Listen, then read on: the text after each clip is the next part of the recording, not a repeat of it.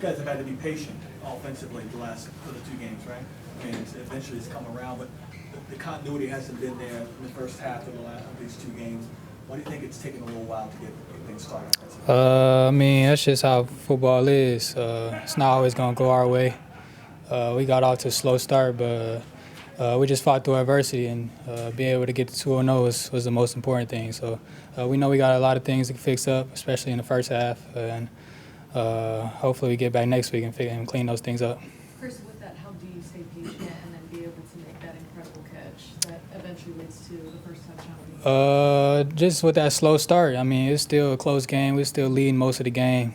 We know our defense is going to hold it down. They've been holding it down all year.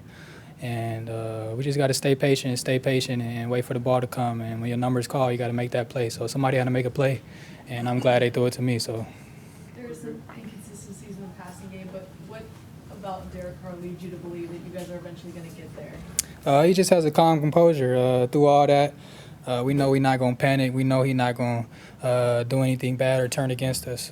He's been in the league as a veteran, and he's a great leader, even when things are bad. So when things get down or things get hectic, we can't turn against each other. We got to lean on each other more, and that's what we did today, and we came out with a W.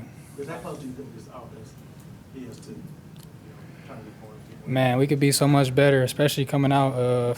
We got to start fast, most importantly.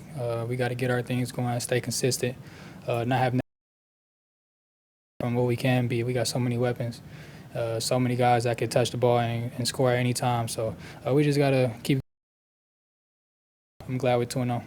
Last year when you were here, there were some injuries at the position, and you responded with a big game. You see a guy like Tony Jones Jr. do something similar today. What can you say about him? That's huge, man. I mean, he's a guy that just works hard, keeps his head down, always has a smile on his face. So I'm excited for him. I'm proud of him, what he did today and his 2 touchdowns and going in there and not missing the beat with Jamal going out. So I'm proud of him, everything he's done, and How did that help open up the passing game? Taysom was huge. I mean, we used Taysom a lot more today. I don't know how much yards per carry he had, but I know it's a lot. Taysom was huge, and our running game was huge. Our O-line blocked well in the running game, and that's really what we depended on today. We had a rough game, especially in the first half, but we had to depend on something, and the run game was huge for us today. Hey, Chris, you had some big catches in your life, I'm sure, but where does that one? I don't know, man. It was a huge catch. I know, like I said, somebody had to make a play, so I'm glad DC had trusted me and threw it up, and it was 1-on-1, so I had to make a play. Have you watched it again? Nah, I ain't even watched it yet. Is that one of those, like, everything just slows down moments, or is that a flash that just happens and all of a sudden you've got the ball in your hand?